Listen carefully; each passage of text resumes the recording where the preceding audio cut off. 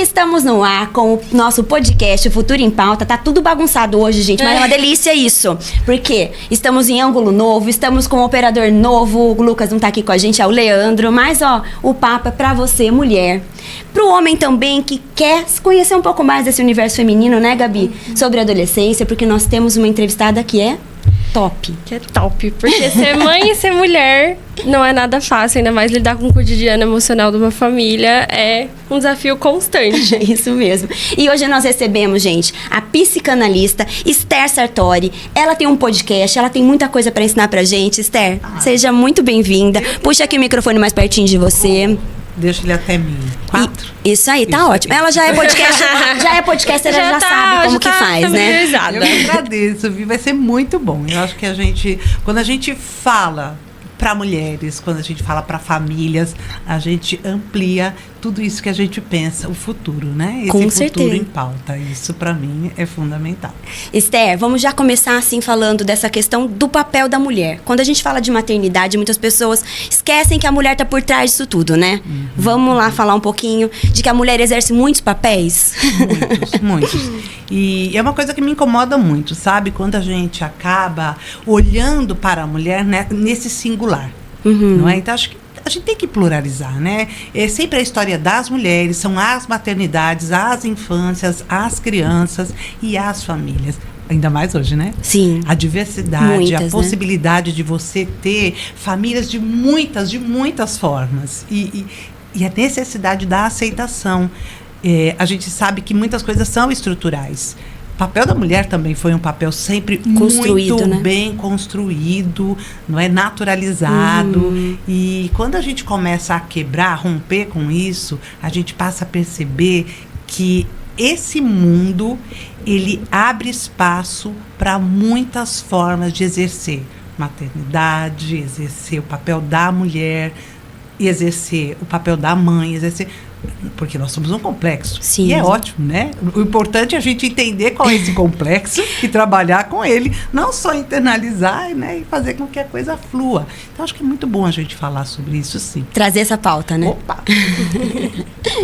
E assim, quando a gente vai falar então de adolescentes, o que costuma aparecer mais no seu consultório? Então, o que aparece mais é o desespero da mãe.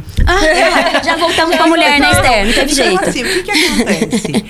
O adolescente, claro, ele não sabe nomear muita coisa. Ele não sabe como lidar com toda essa transição. São etapas que são fundamentais da vida, né? A gente nasce. Assim que a gente nasce, a gente vai ter que passar por um rompimento, que é essa separação com a mãe. A gente cresce e a gente passa por uma outra fase, que é olhar para os pais, olhar para as mães e falar assim, tem defeito sim. Então você passa a olhar para o seu universo. Reviver, não é? E outra, e quando você passa a olhar para os seus filhos, você também acaba olhando para si. É sempre assim. Sim, é verdade. Você olha para si. Então, o que mais acontece é, de fato, essa descoberta. E como o adolescente não sabe nomear o que sente, às vezes os pais acabam querendo nomear por eles. Fazer escolhas, dizer o que pode, dizer... E ele só está dizendo assim para o pai e para a mãe, viu, gente? Deixa eu experimentar. Deixa eu entender o que está acontecendo comigo. O que vocês estão dizendo que é bom mesmo? Porque às vezes, Esther, eu acho que tem muito a projeção do pai. Tem. Tipo, aquilo que eu quero que você faça, aquilo que eu gosto. E, na verdade, não é bem o que a criança, o que o pré-adolescente quer, né, pra ele. Ou mesmo que seja, né? É importante ter esse espaço pra errar, pra você aprender. É verdade. É fundamental a gente poder errar. E nós vivemos uma sociedade que é a sociedade da cobrança. Primeiro ponto. E um outro ponto é uma sociedade da antifragilidade. Isso é uma coisa muito bom. É bom a gente entender o que é isso, né? Hoje existe uma negação da frustração, negação do sofrimento, negação da dor. Há uma superproteção para que nada disso aconteça. Por que eu vou deixar meu filho se frustrar? Porque a frustração, ela é fundamental. Ela faz com que o indivíduo consiga amadurecer. E quando a gente vê que não existe esse processo, né, da permissão, essa antifragilidade... A coisa impacta. Impacta. E assim, é bom a gente pensar em 2 aspectos: a resiliência e a maturação. Eu vou dar um exemplo muito simples, que é o que eu falo no consultório quando os pais chegam tirando... Descabelado. Não sei o que fazer, não sei Esther, o que socorro. fazer, o que eu faço. E eu digo, sabe, nós somos como uma bola. A gente vai sofrer essa pressão. O que é a resiliência? É quando eu sofro a pressão, mas a hora que ela solta, eu consigo voltar a ser o que eu quero, a ser o que acontece, a ter o formato. Se eu não me permito isso, eu não me permito aprender com as frustrações, com as dores. Toda vez que eu tenho uma dor, eu saio mais forte dela se eu consigo entender e elaborar essa dor. Sim. Como é que eu explico isso para o adolescente? Como é que eu explico isso para a mãe do adolescente? Como é que eu explico isso se isso não foi ensinado desde a infância? Sim. Ó, gente, infância é o chão que o adulto pisa. Não adianta, não é? Então, quando eu vejo uma casa que só tem reizinhos, princesinhas, todo mundo bonitinho, alguém vai ter que ser o servo. E o servo vai ser o pai e a mãe. Verdade. Se existe esse comando na infância, chega na adolescência, quando há um rompimento, como é que você convive com ele? Como é que o adolescente convive com ele? Eu tive acesso a tudo, eu pude tudo. Sempre foi minha opinião que valeu, né? O que eu quero. A regra. E vem muito disso, né? Os pais tentam blindar, falando, não vou deixar sofrer, mas a vida adulta, ela vai chegar de um jeito ou de outro. E se você não tem que estar teve o preparado. espaço para aprender, você vai ter que aprender de outro jeito, porque vai ter um momento que não vai ter como. Sabe o que é legal? Mas é isso mesmo, né? Eu não quero frustração, eu não quero a depressão, eu não quero o sofrimento. Vai chegar. Mas, gente, vamos imaginar, né?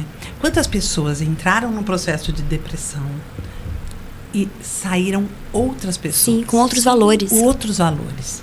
A nossa vida, ela existe no declive. Não adianta. É quando É a gente está no verdade. declive que a gente tem a oportunidade de olhar para trás e... Então, quando os pais chegam desesperados, eu falo, olha, aproveita esse processo. Aproveita. Ou mesmo o adolescente, aproveita esse processo no momento. É daqui que você cresce. Como que eles entendem isso, Esther? Porque acho que pra eles é um turbilhão. O adolescente é sempre muito, né? Muito intenso. É intenso. Como que eles entendem quando você explica isso? Eu vou trazer um outro dado, né? Tá. Eu sou historiadora de formação. Eu estudei em todo o meu mestrado, doutorado, eu estudei tanto a educação quanto a história das mulheres, né? E esse foi o primeiro ponto. É por isso que quando o podcast, ele trabalha mães, né? Então, assim, eu não consigo trazer todo esse conteúdo, mas não existe um podcast que eu faça que eu não olhe para essa história das mulheres. Tá. Então, eu estudo muito o que foi o feminismo, o que é o feminismo e como ele se constituirá. Eu estudo muito quais são os sentimentos, como é que eles funcionam, até para poder olhar para uma mãe no campo da psicanálise e entender por que ela aprendeu a pensar dessa forma. Eu estudo muito o adolescente e sempre foi por que ele aprendeu a pensar dessa forma, não é? E eu cheguei durante toda a minha vida profissional, eu estabeleci uma linha de trabalho. Eu fiz uma faculdade de arte-terapia com a formação junguiana. E a partir dessa formação junguiana, eu faço da arte o processo expressivo. Com o adolescente, a arte como um processo expressivo é um negócio fantástico. Porque aquilo que não é nomeado, eu queria ter trazido algumas obras. Nossa, fez muito sentido isso que você falou, muito. Então ele não consegue nomear. Ele expressa. Ele expressa, seja na pintura, seja na escultura, seja no arame, seja no barro, seja no desenho, não importa. Então, eu tenho um arsenal de coisas no consultório que eu só ofereço. Eu não digo, use isso. Não, eu ofereço. E vamos conversando. Dali a pouco você percebe o adolescente puxando uma caneta, rabiscando uma coisa. Rabisca. Um rabisco é significativo. Um rabisco que começa pequeno e cresce ao movimento, ao meio da conversa, você já começa a entender as tensões, os movimentos. Então, para o trabalho com adolescente, a arte expressiva modifica tudo. Porque é a partir daquilo que ele traz. E eu não estou preocupada no produto final, ser lindo ou maravilhoso. Eu estou preocupada com o processo, como é que aquilo vai. E a partir do momento que eu começo a olhar, e a gente começa a conversar, e o porquê dessa cor, mas o que é isso que você fez aqui? Gente, que coisa diferente. Quando você vai trazendo essa arte expressiva, você abre um caminho. A neurociência mostra isso, né? Sim. A neurociência diz, você utilizou a arte como um processo terapêutico, o sistema límbico já funciona e você já vai tendo ali o sistema criativo que permite uma regulação da emoção, seja pela cor, seja pelo formato, seja pelo movimento. Isso para mim é uma coisa muito, muito clara. Então, esse é o caminho. Esse é o caminho para falar com o adolescente. E é interessante isso que ela tá falando, porque lembrou muito o Ed, que veio aqui, que é o Ninja Criativo. Ah, sim. Ele falou muito desse processo, que a gente incentiva a parte da criação com a criança. Chega no adolescente? Não. E olha como é importante você manter essa expressividade, porque às vezes você não consegue verbalizar. Mas você demonstra aquilo que você está sentindo através da sua arte. E é interessante que não é só com o adolescente. Então, eu tenho grupo de mães, eu tenho grupo de mulheres. E a gente faz o trabalho em grupo com a arte. Então, vamos fazer o trabalho em grupo? Vamos entender o que cada uma está sentindo aqui? E esse trabalho, principalmente o trabalho coletivo, isso desperta uma sensação, um sentido de grupo. Nós vivenciamos a mesma situação. Então, a gente pode conversar sobre ela. E isso transforma a forma de cada uma olhar o seu momento. Então, assim, hoje, se a gente for... Por muito tempo a gente achou que era a psicologia, que a única ciência que daria conta de cuidar, né, das emoções, do psíquico. Então, sempre foi a psicologia. Uma versão extremamente, às vezes, freudiana, lacaniana, um TCC. Gente, que fique claro, eu não estou desmerecendo nada disso. Sim. Mas a psicanálise também dá conta. A gente vê hoje todas as práticas integrativas, como elas são fundamentais. Hoje o SUS tem prática, bem SUS, tem prática integrativa, né? Então, que consegue trabalhar com Acupuntura, reiki, né? Reiki, não importa. Se você tem uma possibilidade de trabalhar, né, com a regulação emocional, seja ela da forma que for, gente, vamos aproveitar. Porque nós começamos o episódio aqui dizendo, somos diferentes, somos mulheres, somos mães, a gente pluraliza, da mesma forma, o cuidado tem que ser pluralizado. A gente tem que romper com isso, né? Romper com essa normalização de processos. Sim. É isso só que eu penso. Não, tem toda a razão. E assim, a gente fala muito de adolescentes, de se expressar e tudo. E como que você lida com um adolescente que dentro de casa não tem esse espaço? Às vezes para se expressar, às vezes não ouve tá embaixo do meu teto do jeito que eu quero. Como que isso afeta e como que tem que lidar com isso, né? Então, isso é muito bom da gente deixar também pontuado, né? A gente não cuida do adolescente, a gente cuida da família. Então, partindo desse princípio, você trazer a família para as sessões é fundamental. Então, tipo uma terapia familiar mesmo. Em alguns momentos, sim. Em alguns momentos, sim. Olha que interessante. E em alguns momentos, o próprio adolescente pede. Entendi. Você quer... Olha só, você quer que eu traga seus pais para a gente conversar? Todos nós aqui? Você gostaria? Gostaria.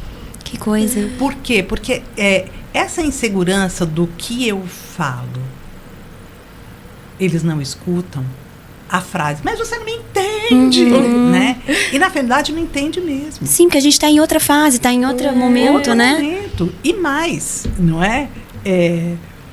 O inverso também. Eu sei tudo do meu filho adolescente. Ai, você não sabe nada. E também a gente não pode culpabilizar a família. Nós somos produto daquilo que nós vivemos, vivenciamos, né? Então, como é que eu rompo com algo que sempre foi cômodo para mim, que eu sempre consegui fazer dessa forma? Então, romper com isso é difícil. Então, as famílias normalmente tendem a seguir esse modelo de segurança. Então, porque aprenderam assim. Aprendeu assim. daí, para romper com esse olhar e para explicar para uma mãe que é assim, ó, ouça, deixa ele falar. A primeira coisa é ouvir. Ouve, sem julgar, seja trazer uma solução, só ouça. A princípio é só ouvir. Porque não adianta você ouvir e já falar assim, mas também, né, eu te avisei que isso não... Sim, A primeira coisa que o adolescente vai fazer é o quê? Tá vendo? Não dá pra conversar com você. É impossível conversar. E é uma coisa com meio pai. natural. Às vezes eu faço isso com a minha filha. Tipo, ela começa a contar uma coisa e eu falo, mas... Às vezes eu tento me policiar. Deixa ela falar. Porque às vezes a única coisa que ela quer é só expressar. Ela só quer contar. Que você escute aquilo, entendeu? A gente mesmo, às vezes, só quer reclamar, eles também. Pronto, escuta e tá tudo certo. Não é mesmo? Quantas vezes eu só quis reclamar? Só, sem lição de moral nenhuma. Não quero a solução, quero reclamar. Na minha casa, outro dia, no Sartório, meu marido sentado, eu falei assim, eu não quero que você abra a boca. Que me escute. Escute por 15 minutos. Será que você é capaz de escutar sem retrucar, sem trazer uma solução? Eu não pedi solução. É verdade. Isso é um treino que a gente tem que fazer também, aprender a ouvir. Porque às vezes a gente já escuta já querendo dar resposta pra pessoa. Não é? Isso também é um treino. De buscar, né? É. Ela veio buscar uma solução. Não, ela só veio falar. Ela só veio, ouça, aprender a ouvir. Que também é um ponto de resiliência. A gente aprender a ouvir sem falar nada é difícil. Sim. Eu tô aqui falando, mas como eu te falei, eu tive muito filho, eu dei cria. Trigêmeo, gente. Então, né? Então eu dei cria. E quando a coisa acontecia dentro da minha casa, um falava, eu perdi uma das meninas, né? Então, eu fiquei com o casal de gêmeos. Mas mesmo assim era um tumulto. Sim. Então eles começavam a falar assim, não, espera você, para de falar, porque ela vai falar. Não, vai ela que fala. Aí eu, mas por que eu tô mediando um conflito que é deles? Que é deles. Essa ideia da gente estar sempre mediando é legal até o lado B. Porque quando a gente... Eu vou dar um exemplo muito simples, né? A gente não se permite sentir muitas coisas. Vamos lá. As pessoas têm inveja? Tem. É um sentimento? É humano. As pessoas têm raiva? Tem. É sentimento. As pessoas têm culpa? Têm medo? Tem. Todos nós temos. O ruim não é ter. Aliás, ter é super bom. Só 2 pessoas não têm sentimentos desse tipo. O psicopata e quem já morreu. Então, o resto da humanidade vai ter isso. Não tem problema nenhum, gente. Pode ter inveja, sim. O importante é o que você faz com essa inveja. Você tem a inveja do outro e rouba aquilo que não pertence a você, aí já não é mais humano. Sim. É humano, mas não no sentido do tolerável. Então, o que você faz com esse sentimento? Você elabora ou você parte? Raiva. Eu tenho raiva. Estou com raiva. Ok. Mas a raiva, ela tem que ser medida. Eu estou com raiva de você, é para você que eu trago o meu discurso. Eu vou falar para você, eu vou contar para você porque eu vou trazer para você a minha raiva. De forma medida. Porque também não adianta eu ficar com raiva e... Sim, partir para uma agressão e fazer partir uma para coisa... agressão. Não, a minha raiva é para você, é para você. Se eu não consigo localizar essa raiva, eu vou dissipar para todo mundo, aí eu posso dizer para você que a gente está com outro problema. Daí já não está mais no campo, né, do tolerável para aquilo que a gente sente. Então, assim, olha como são coisas que nós não aprendemos. Sim, mas a gente tem falado um pouco mais disso, né, Esther? Tem falado. Não é verdade? Falado, porque sim. eu paro pra pensar assim, a minha filha tem 10 anos, eu acho que nem tanto a geração dela, mas um pouquinho anterior, tipo aquela questão de, não pega no colo, deixa que o bebê dorme sozinho. Eu lembro até de um caso, assim, que pra mim foi muito chocante. O pediatra do filho da minha irmã, super estudado, top, tipo, dos mais caros da cidade, falou pra ela que o bebê tinha que aprender a dormir sozinho. O bebê tinha 5 meses. Então tinha que botar no berço o bebê. E o bebê chorava de ficar vermelho. E quando eu tava lá, eu falava, não vou permitir, porque eu vou pegar o bebê no colo. Vou pegar essa criança. Eu ficava com meu sobrinho no colo. Mas assim, ela tava sofrendo com aquela situação, a minha irmã. Claro. Só que como ela tava seguindo uma orientação de um especialista, ela seguiu aquilo. Gente, eu fico pensando, sabe...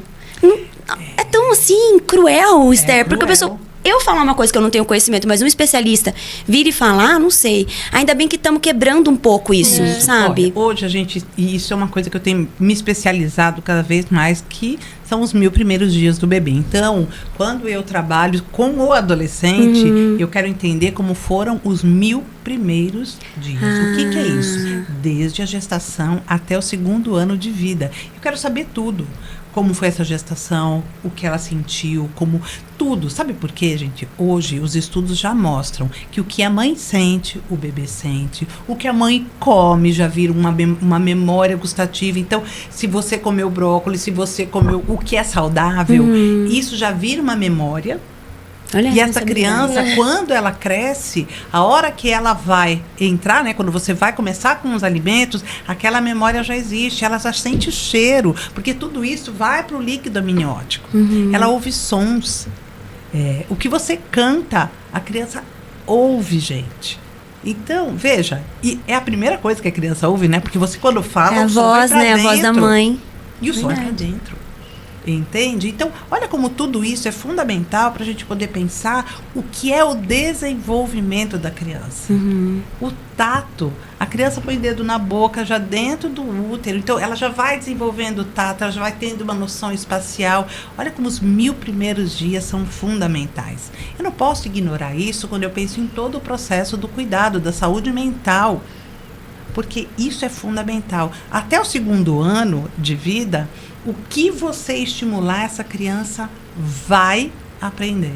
O que você não estimula, cai no esquecimento. A gente vai ter as podas neurais. Então, olha como é importante, nesses 2 primeiros anos de vida, você garantir esse desenvolvimento saudável. É a infância que vai fazer com que o indivíduo tenha, né, que o adulto seja um adulto saudável. Isso é fundamental. Então, quando a gente deixa essa criança no berço dormindo, sabe que ela vai chorando? Sabe que ela vai entender? Abandono. Tô abandonada. Não adianta eu chorar, ninguém vai cuidar de mim. Pra que eu vou chorar? Eu tô aqui lá. Então, hoje a gente já vê essa mudança. De você perguntar pra mãe, o que você quer? Porque a mãe não queria, entendeu? A mãe não queria fazer aquilo. Mas foi o especialista que falou pra fazer. Sinto muito, né? Assim, eu pegava, eu não queria nem eu saber. era mais... Parece uma macaquinha. Ficava 24 horas. E olha, eu não tinha. Era no braço, né, Esther? Não, era no lençol. Jura? O meu era no forte. Ela inventou. Eu amarrava o lençol com um aqui e outro aqui. Meu Deus, e ela era 2. Lençol. E assim, vambora. Vamos, a vida vai seguir. Às vezes tinham 2 enfiados aqui, o lençol amarrado. E punha, né? E desaparecia de vez em quando. Uma canguruzinha. Porque não tinha o que fazer, entende? Então, hoje a gente tem tanto recurso. Hoje a informação tá ali. Hoje você consegue... Veja, hoje você consegue até ter um parâmetro do que é razoável para você. A gente tem informação. Então, mesmo que alguém diga, não vai pegar, pera, baseado em quê? Deixa eu ver, né? Deixa eu entender tudo isso. Então, hoje os estudos cresceram demais em relação a esses 1000 primeiros dias do bebê.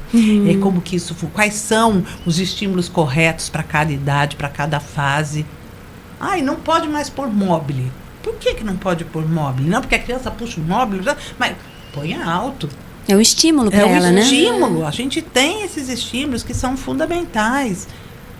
Portanto, né, nós temos que ter esse bom senso, esse discernimento de olhar para essa mãe e falar, você quer? Você quer amamentar? Quero. Você não quer? Não quero. Ok. Você quer um parto humanizado, XYZ? Quero. Você não quer? Vai para cesárea. Ok. O que a gente faz? Acolhe, eu te acolho. A sua opção tá aqui, eu tô acolhendo. É porque é aquilo, né? Se você não cuidar da mulher, a mulher também não vai transferir aquilo pro filho, né? E de novo, né? que a coisa que eu mais bato na clínica. Rede de apoio. Não vem tomar café na minha casa, porque isso não é rede de apoio. É ajudar, né, Esther? É ajudar mesmo. Eu tive uma tia maravilhosa. A gente tinha outras formas de entender Uhum, o cuidado, o momento. né? Hoje meus filhos têm 30 anos, imagino que era 30 anos atrás.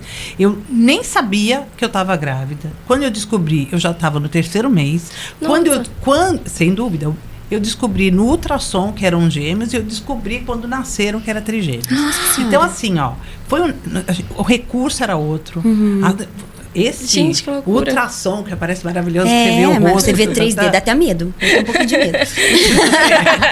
Sei lá. Nossa, você já imaginou 3 bebês, 3 cabeças? Nossa senhora! Não, o pior é você achar que era 2 e nascer 3. Como é que faz A gente, isso? eu lembro isso tanto, nasceu um, aí o médico falou assim, ai, que bonitinho, era um menino. Mas não eram 2 meninas, não, é um menino. Mas Ai, e aí vem as 2 meninas.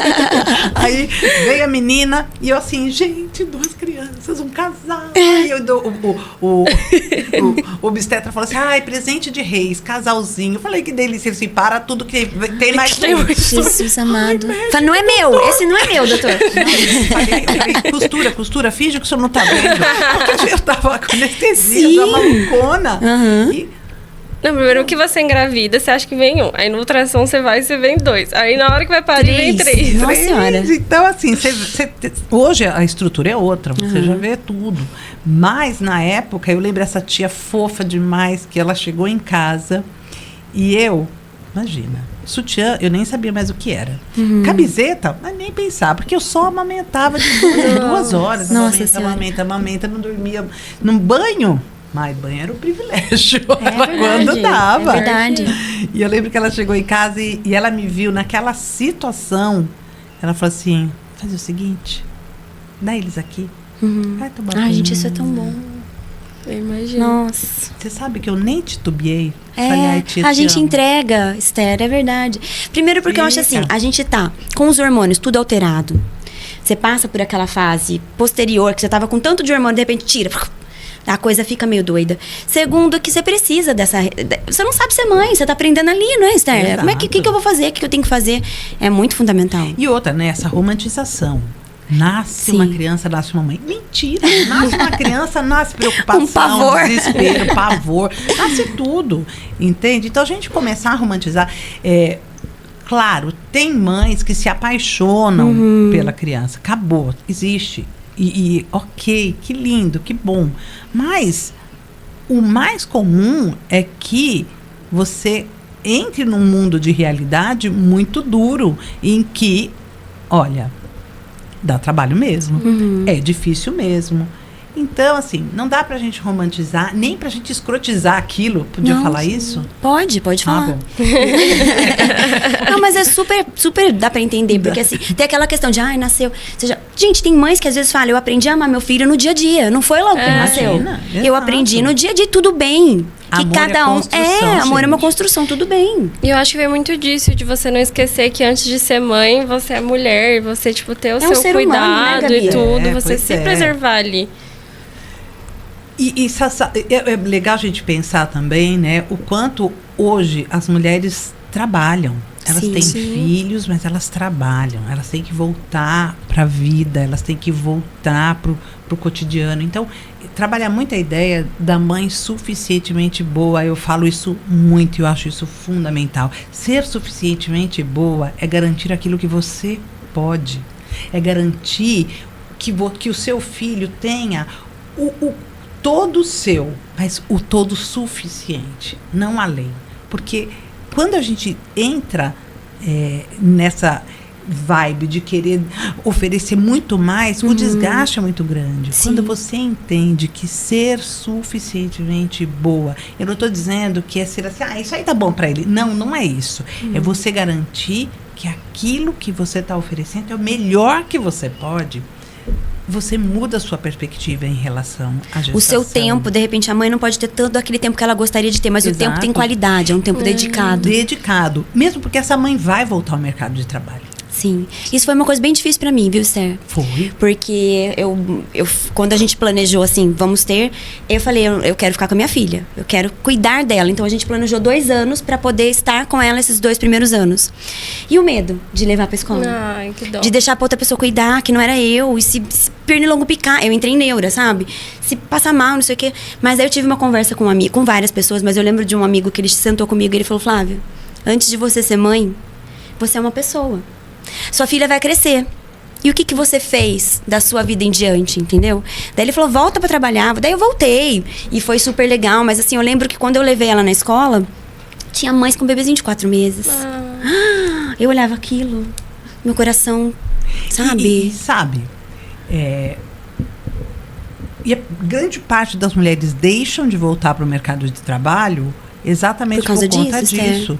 Primeiro, não é só por conta disso, né? A gente tem vários fatores. Porque quantos são os maridos que diziam assim, vai mesmo, vai.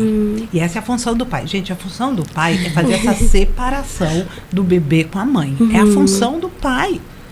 Entende? É proporcionar esse olhar, viu? Ela é a sua mãe, mas ela não é só a sua mãe. Então, meu amigo, meu filho, minha filha, vamos cada um agora fazer o seu papel. O seu papel de filho, ela é de mãe.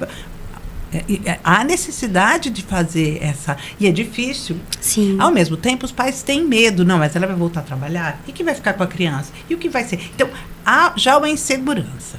Depois, veja só, quantas empresas querem essa mulher de volta?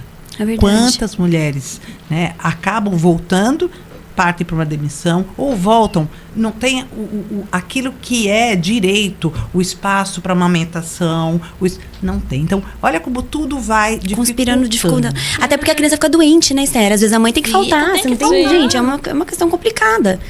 Mas é um direito. Sim. Enfim, né? A gente tinha que estar acostumada a fazer valer esses direitos, a fazer valer.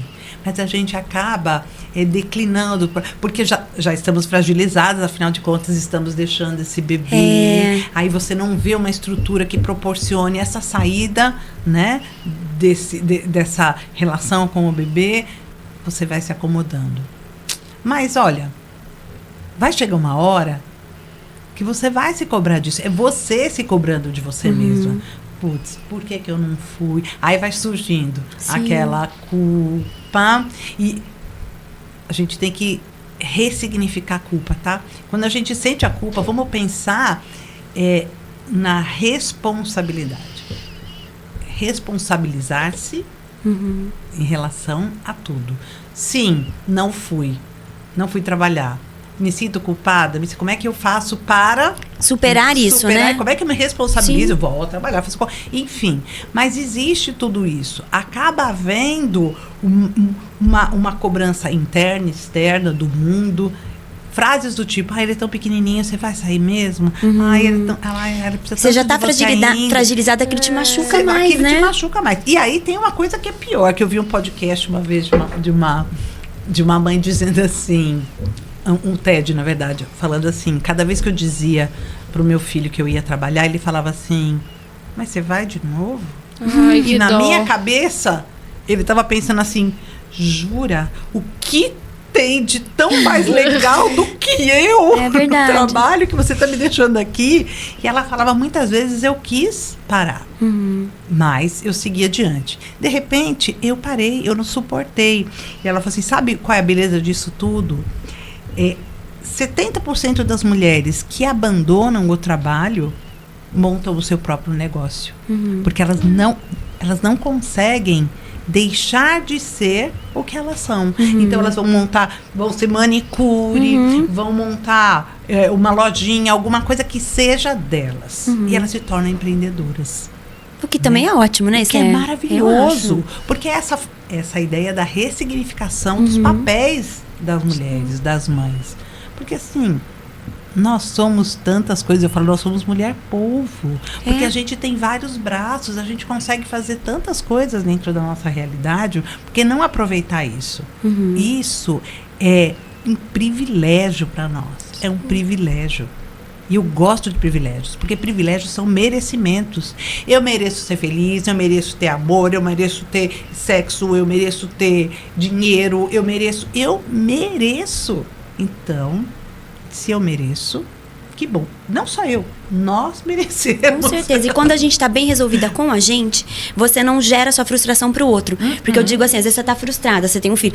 Mas foi por você que eu fiz. Você joga aquilo responsabilize. A pessoa não tem culpa, né? Foi você, mas é uma frustração sua. Então é importante que a gente tenha o nosso olhar pra gente, pro que a gente gosta de fazer, até pra você não descontar nos outros, né, Esther? Exatamente. Aquela frase que as mães falam: eu estou trabalhando por você, eu estou fazendo. Porque no futuro, sabe o que a criança tá pensando? No carrinho do presente. Que não pensa no futuro. Não é? Ah, você tem que estudar porque você vai ser alguém na vida um dia. Um dia, gente. Tá muito longe. Que dia é que... Quando eu era criança, eu achava que 20 eu já estaria aposentada. Gente, eu já tava aposentada com filho, já bem velha. Quando eu tiver 20 anos, eu já vou estar casada. Com filho, já aposentada. A gente tem essa realidade, porque essa é a nossa perspectiva. Agora, então fala pra uma criança: eu estou fazendo isso pro seu futuro. Tanto faz, né? Tanto faz. Isso não pega, isso não cola em mim.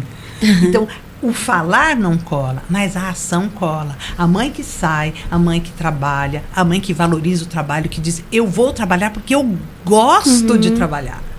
A criança Isso é vê pra aquilo, mim. né? Eu quero fazer isso pra mim. Eu quero porque isso é importante pra mim.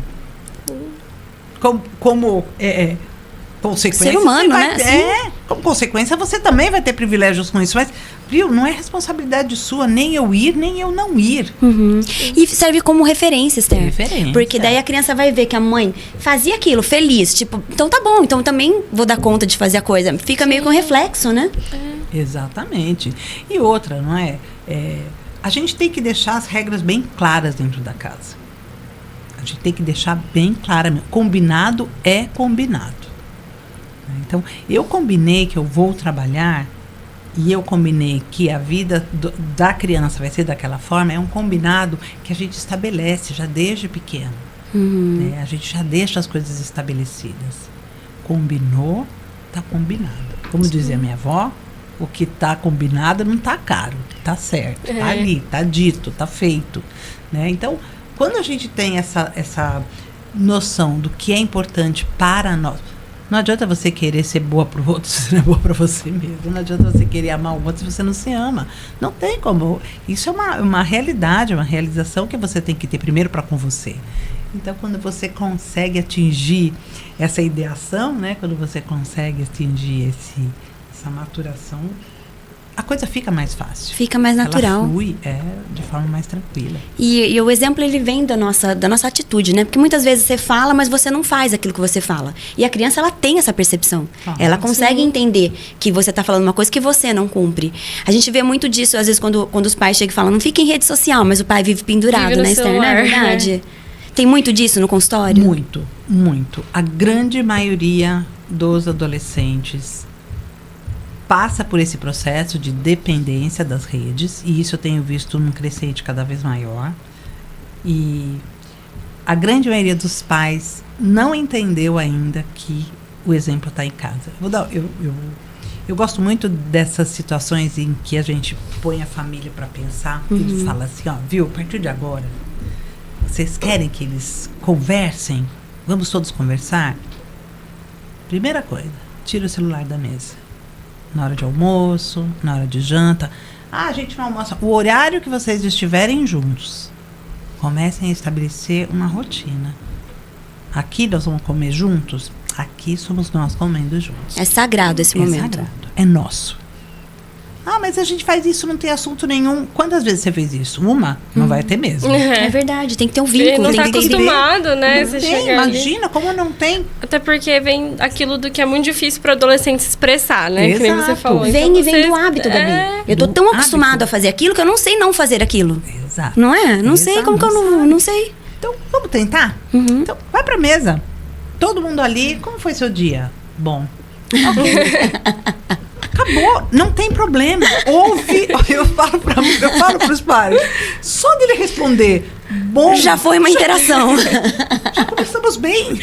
É complicado, né? Porque às vezes ele fica tipo, você não tem mais nada pra falar? Não, pergunta o seu dia se só tá bom. Não fala mais nada. É isso, mas tá ótimo. Porque esse é o ouvir, é assim que a gente vai aprender a ouvir o bom. Você não ouviu? Ok, vamos comendo. Ai, gente, sabe o que eu vi?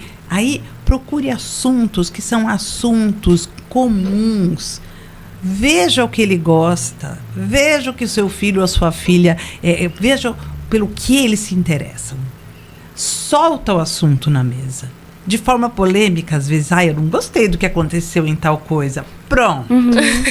Quem vai trazer a polêmica, normalmente é o filho ou a filha. É verdade. Porque você pensa assim, só ouça. Não repita. Deixa o debate. Não repita. Vamos começar a entender que os assuntos têm que surgir. Você vai ver. Com o tempo, aquilo vai virando um hábito. Eu não tenho nada, eu não tenho nenhum distrator ali de rede social nem nada. Liga a televisão. Porque tela é tudo. Sabe o que é tela? É tudo. Tela, tudo é tela. Tudo. Né? É uma distração. É uma distração. Foca ali na pessoa por alguns minutos. Aguenta, né, Esther? Aguenta isso, aguenta que você consegue. Acabou. Coisas comuns, gente, a partir de hoje. Me ajudem. Olha, me ajuda. Vamos, todo mundo agora come, tira o prato da mesa, deixa na pia. Dá um tempo. Gente, dá pra você lavar seu prato só hoje? As coisas vão entrando numa rotina. Mas quem dá o ritmo da casa é o adulto. O adulto da relação é pai e mãe.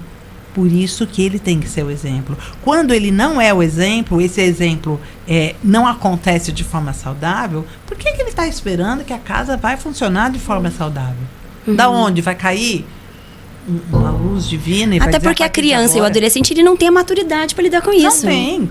E às vezes os pais também não, né? Muitas vezes. Eu vejo por mim, diversas vezes eu não tenho.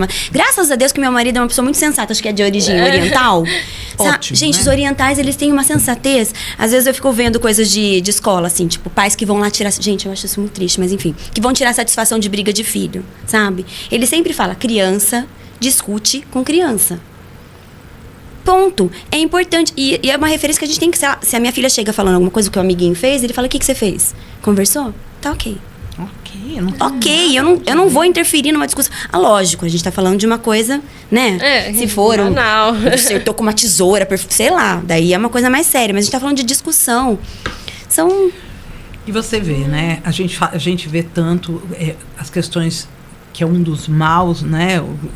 Que é o bullying. Sim. A gente vê tanto isso, a gente vê uma reclamação sobre o bullying, sobre isso, sobre aquilo. E a minha pergunta é, a criança não nasce com esse perfil. Onde ela aprende? É na escola? Não é em casa. São os discursos dentro de casa. Quando você fala de perfurado, veio isso. Mas é verdade, são os discursos, inclusive, políticos, políticos. Naquela época da polarização, que às vezes a minha filha... Naquela época? Ainda tá, mas mais naquela época que tava, a minha filha chegava com um discurso, fulaninho falou isso desse. Falei, gente, é uma criança, como é que a criança sabe desse partido desse? Não sabe, entendeu? Entende? Então você vê que os assuntos que estão dentro de casa, esses assuntos vão repercutir em sala de aula. Gente, a escola é o total termômetro. Quando você vê, e isso eu vejo tanto, quando você vê a criança ou adolescente manifestando algo na escola, você pode ter certeza que isso está já doendo em casa. Né? Então, quando a gente pensa em bullying, quando a gente pensa em discursos que são inapropriados, quando a gente pensa em toda essa valorização da criança na internet, quando você vê tudo isso está ali suportado, sustentado por pai e por mãe, por família. Então, quando você fala de um racismo, que nós sabemos que é um racismo estrutural, quando você escuta uma criança dizendo, eu não vou sentar do lado dessa menina porque ela é preta, isso daqui não sai dela. A criança não nasce racista. A criança não nasce. Isso ela está escutando e dentro de casa, porque ali a casa é a primeira escola é a casa. Ela aprende ali e ela leva isso. Quando ela fala de gay, quando ela fala ou até com discursos misóginos, porque vocês pensam que não tem? Tem, sim. Mulher é burra, loira é burra. Ou distorção corporal, nossa, mas ela é gorda, ou ela é muito... Não é verdade? Quando você vê tudo isso, isto sai da casa. Isso chega na escola e isso amplia. Reverbera. Exatamente. Então, sabe, a gente pode evitar isso? A gente pode. Como é que a gente faz para evitar? Cuidado com o discurso. E educa o adulto. O adulto. Tinha que ter duas escolas, Vamos educar o adulto, Seu filho tá dando problema, você coloca o pai na escola. Isso, vem o pai. Por favor, a criança tá liberada. Vem o pai, por gentileza. Pois é. Mas daí você vê a questão dos próprios pais. Hoje, pai indo lá bater em professor. É um absurdo, gente. Você entende? Ou o pai tira satisfação com a criança que brigou com o filho. O pai tira... Gente, é tão fora. A gente vê essa inversão de valores ali dentro. E por quê? Primeiro, um desmerecimento da profissão professor. Sim, Isso, que é tristíssimo. olha, nós começamos a falar de mãe e pai. Mas a gente já tá no professor, mas é isso aí. Mas eu quero entrar depois em outras partes históricas. Depois a gente vai entrar. Então vai, pode falar. Posso falar uma parte Claro. histórica? Porque eu queria perguntar, assim, por exemplo, uma coisa que aconteceu essa semana que super bombou. O relacionamento da Virgínia com o Vini Júnior. Que assim que, tipo, pá, bombou, 8 milhões de visualizações nos primeiros minutos. A mulher já é a terceira mais seguida do Brasil. Memes de todas as formas, virou marketing de todas as empresas. E assim, a gente tá falando de adolescentes que estão conectados. A gente tem o exemplo da família e tem o exemplo da rede social que tá muito com eles muito ali. presente. Essa relação, essa hipergamia, essa coisa, tipo, a valorização do poder, a valorização do status, você acha que isso impacta? Total. Você acha, Esther? Porque olha só, isso está muito ligado à felicidade. As pessoas veem a felicidade como um fim. E a felicidade não é um fim. Né? Não adianta a gente buscar uma coisa que nós não internalizamos como importantes de fato. A felicidade, ela vem de dentro para fora. Ela não é como o prazer, que vem de fora para dentro. O prazer é frívolo, ele acaba assim. Então, quando eu vejo uma situação nas redes sociais em que o outro passa a ter mais expressividade do que eu, o outro se torna mais, tem mais visualizações do que eu, tem mais curtidas do que eu, vive uma vida melhor do que a minha. Quando as pessoas veem isso, e eu incluo criança e adolescentes, qual que é a primeira sensação que eles têm? Por que eles têm isso e eu não? O que me faz ser diferente? Por que eu sou menor do que isso? E aí, qual que é a busca? Chegar a ser o que aquela pessoa é? Aquela pessoa é. Ou chegar a ser próximo. Ou passa a ter olhares que são inacessíveis, buscando a felicidade na realização do outro. Entendi, uma frustração, na Aí, verdade. quando não consegue, há a frustração. Então, deixa de ser feliz porque se espelha naquilo que o outro tem e é inalcançável. E muitas pessoas se fazem...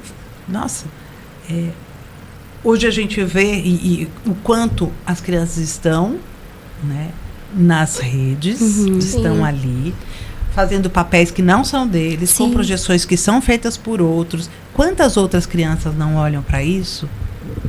Como modelo. Como modelo. E hoje a gente vê um estudo muito grande sobre isso. Um estudo de mães que projetam o filho e crianças que vão lá e começam a falar: queria que ela fosse minha mãe, porque ela deixa ele ficar na rede, ela deixa...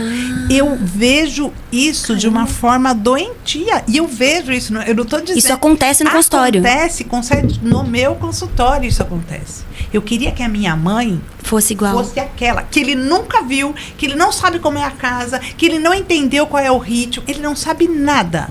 Ele só sabe que aquela mãe permite que o filho tenha um canal no YouTube, um canal no TikTok. A minha mãe não deixa.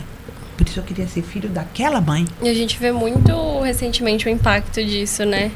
Da permissão das crianças na internet. Você entende? Do perigo, né? E isso é muito complicado. Porque isso já começa a criar um outro olhar sobre a função até de pai e de mãe. E um olhar distorcido. Um olhar distorcido do que família. Sim. Ninguém sabe o que está acontecendo com aquele menino, com aquela menina que está ali na rede social. E se aquilo é verdade, né? Exato. Dançando, pulando, que alegria, todo mundo alegre, E a gente sabe que hoje, e isso eu vejo muito, né, gravações em que a criança está ali horas gravando, não quer mais, você não aguenta mais. Que tá sendo não, você veio aqui para isso. Isso é trabalho. Isso não é trabalho. Não, mesmo exploração. Isso não é trabalho. Criança não trabalha. Isso é exploração infantil, vamos deixar bem claro. Isso é exploração. Então, quando isso entra nessa perspectiva, a gente consegue perceber essa distorção mesmo, cada vez. Aí eu te pergunto, cadê a felicidade? Sim. Essa felicidade está sendo projetada de quem para quem? Ô, Esther, e por que desse fenômeno, assim, na sua análise, nesse estudo que você tem, tudo, desse fenômeno, assim, de porque uma coisa viralizou, mais pessoas começam a seguir e aquilo bomba, que nem foi a menina do avião da janelinha, que tipo, saiu um negócio, a menina sentou, não quis ceder o lugar e tal, virou discussão nacional e no mesmo dia a menina ganhou milhões de seguidores, largou o emprego dela. Tipo, o que leva as pessoas a fazerem o que os outros estão fazendo? Pertencer, né? Ah, tipo, porque tá fazendo, eu também sou grupo. Fazer parte do grupo. Fazer parte do grupo. Tipo, porque ele faz, tá validado, então ok. Olha quantas pessoas gostaram do que ela fez. Por que eu não vou gostar? Mas aí, e aqueles que não gostaram? Então, olha, vamos pertencer.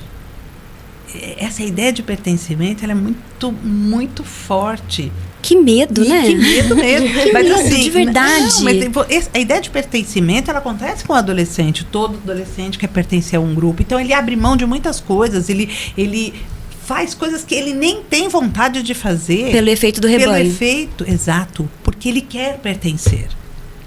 Muitos se permitem sofrer bullying, muitos se permitem porque eles querem pertencer. E isso é uma coisa muito clara. Ou eu pertenço a esse grupo, ou eu vou sofrer o bullying. E eu que tenho críticas ao que é feito, eu fico quieto, porque senão eu posso ser o próximo a ser.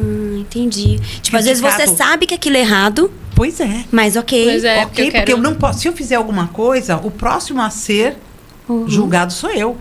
E tem jeito de consertar, mas aí a gente precisa daquilo que a gente chama de fortalecimento do ego mesmo. É o fortalecer. É fortalecer o self. É a pessoa saber exatamente quem ela é. Saber de si. E a família poder mostrar para o indivíduo quem ela é. Fortalecer esse indivíduo. Então, dar recursos para que ele perceba qual é a potência dele. Agora, em muitos casos que eu vejo, o que acontece? O fulano me bateu, fulano isso, fulano aquilo, e o pai ou a mãe vira para ele e fala assim, e o que você fez? Você não fez nada? Muitas vezes ele nem sabe o que eu tinha que fazer. Sei lá, bate de volta. Não vai resolver, né? Sei lá. É duro. Conta pra pro, sei lá. Viu? Já vem com uma fórmula mágica pro indivíduo que não tá entendendo nem o que está acontecendo com ele. Sim. Aí a gente vê toda a retração, aí a gente vê todo o isolamento, aí a gente vê todas as consequências, como a automutilação, como a gente vê isso, eu vejo isso. Essa ideia do não pertencimento e o sofrimento muito maior. Então, como é que eu faço para amenizar esse sofrimento? Eu estou sofrendo tanto com esse bullying, eu estou sofrendo tanto com esse isolamento, eu estou sofrendo tanto com o que está acontecendo. O que eu faço? Eu acho uma outra forma de amenizar minha dor. Então, ou eu me corto, eu me belisco, eu vou fazer coisas, não é? Que amenizem a minha dor, eu esqueço aquela com essa aqui. E como é que pode ajudar essa criança, esse adolescente que está passando por isso? Tipo, tirar o foco, vamos supor. Ele está passando pelo bullying, ele está passando por qualquer outra questão. E ele está se arranhando, ele está se machucando, ele está fazendo alguma coisa. Como chegar até ele, explicar que, de repente, essa reação pode ser revertida em outra? Não sei, alguma coisa nesse sentido. Tem várias coisas. Primeiro, não adianta. Ninguém faz isso sem ter um apoio psicológico. Sem. É isso que vai... Hoje, e a gente tem visto com muita clareza, saúde mental tem sido uma das maiores preocupações sociais. O que tem de afastamento de trabalho, afastamento de escola, por conta, né, desse não cuidado com a saúde mental. Eu li uma reportagem da revista Forbes que diz que tem sido... A preocupação com a saúde mental tem sido maior do que a preocupação com o câncer. Pra você ter uma ideia, as pessoas têm tido mais preocupação, porque para você poder entender o que está acontecendo com você, você tem que ir profundamente naquilo. Eu digo que a terapia é para quem tem coragem, é para corajoso. Sim, porque você tem que lidar com você, Você né? tem que lidar com você mesmo, não é fácil. Então, antes de tudo, aquilo que eu te falei, eu tenho que saber como é que esse indivíduo se constituiu desde o início. Como foi essa gestação? Quais foram as permissões? Quais foram as etiquetas que foram colocadas nessa criança, nesse adolescente, que fizeram que ele acreditasse que ele não tinha a potência para?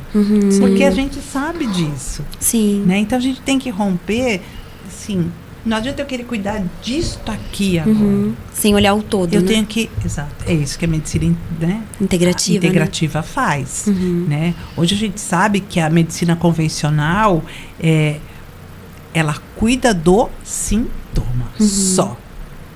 É verdade. É verdade. Quando a gente pensa nesse olhar maior, hoje pode parecer besteira o que eu vou falar, gente, mas isso é uma coisa interessante. Hoje a gente consegue sim olhar de frente para a questão do corpo-mente como uma coisa só. Até século XIX, até século XX, não havia esse olhar. A gente tem que cuidar do corpo. Corpo são, mente sã. Não. A sanidade, ela é um aglomerado de coisas. Ela é um todo. Quando você busca a sua ideação, quando você busca a sua plenitude, a sua totalidade, não adianta só você olhar para um campo. Sim. Você tem que olhar o todo. Isso é difícil. É muito difícil. É demais. Ai, Esther, que delícia ficar conversando. Ai, tão gostoso, papo não é tão verdade? gostoso. Um papo tão gostoso. Tem tanta- Porque tem tantas frentes, tem tantas coisas que a gente tem que trazer aqui pro pessoal e pra gente mesmo, né, Gabi? Conversar com um psicanalista é sempre bom. Você faz terapia? Eu faço. Olha, eu faço terapia, assim, com o maior orgulho. Eu sou bipolar e, né, tenho TDAH. E o meu H... Diagnosticado, tudo isso? Sim, e pula. O meu H pula, que é uma...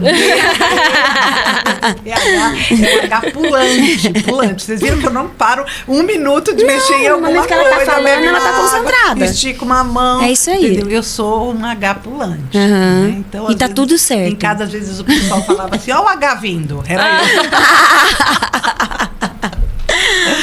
eu. Então, eu me cuido muito. Eu faço importante, supervisão, eu faço a terapia. Faz um convite aí pro pessoal assistir seu podcast também. Eu faço. Faça, Sabe por quê? favor. O Preocupações de Mãe, ele nasceu com muito carinho. Ele veio de um estudo muito, muito grande em relação àquilo que, de fato, incomoda a cabeça das mães. Veja, e os pais nessa história? Eles estão convidados, eles podem assistir, mas eu falo para mães, tá? Eu falo para mães. Então, venham conhecer, sim, o meu podcast, Preocupações de Mãe.